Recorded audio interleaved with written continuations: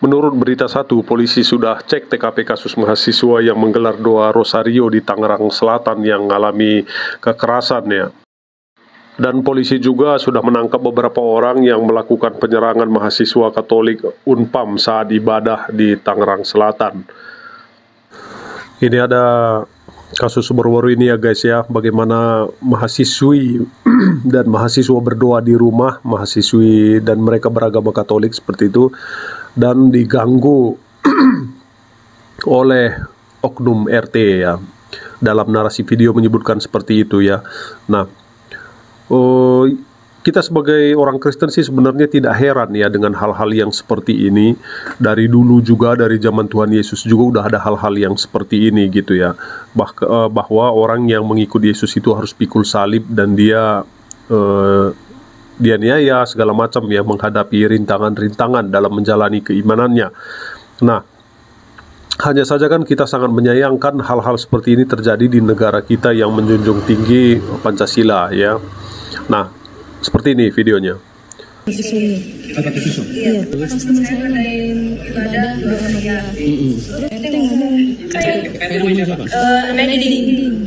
Lu mau ngadain gue jadi ada di sini. Lu mau bilangin kakak gue ibadah di sini. Lu mau ibadah ke gereja sana. Kan berani tidak menghargai saya sebagai RT di sini gitu. Mahasiswa yang sedang melakukan ibadah umat Kristen.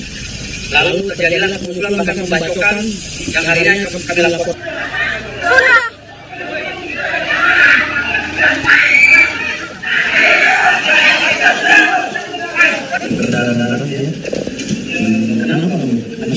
Susunya.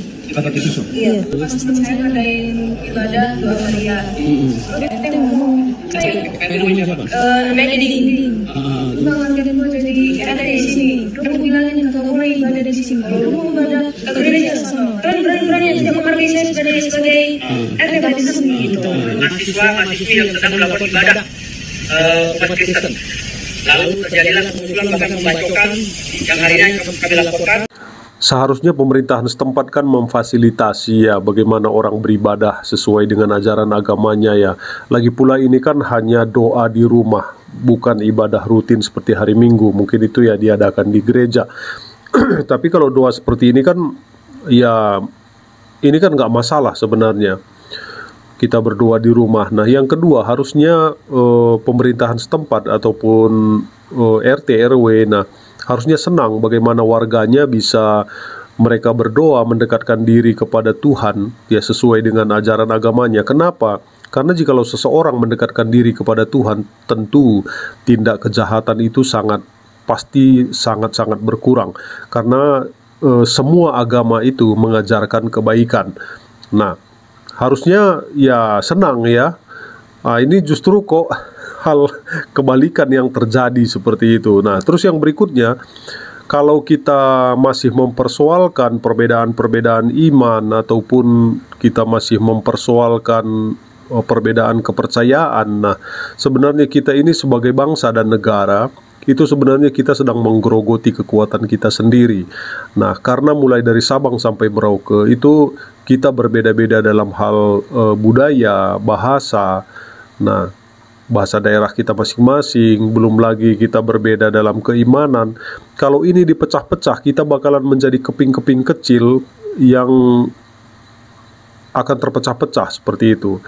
Nah, akhirnya ada negara-negara tertentu yang ingin mengeruk kekayaan dari negara kita ini, dia dengan begitu mudah mengeruknya. Nah, kenapa? Karena kita tidak pernah bersatu.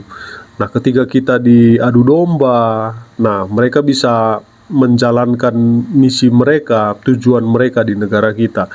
Nah, ini sebenarnya hal-hal seperti ini seharusnya tidak terjadi lagi di zaman yang sudah modern ini ya. Harusnya pemikiran kita jangan lagi primitif. Nah, membeda-bedakan kepercayaan. Nah, kalau kita melihat negara lain itu sudah belajar bagaimana mengirim misi ke Mars segala macam. Nah, kita masih meributkan hal-hal seperti ini, kan malu ya.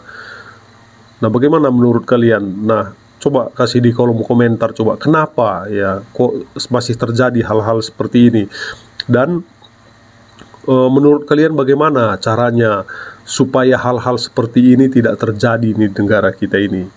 Nah, apakah mungkin lewat sekolah ataupun lewat rumah ibadah?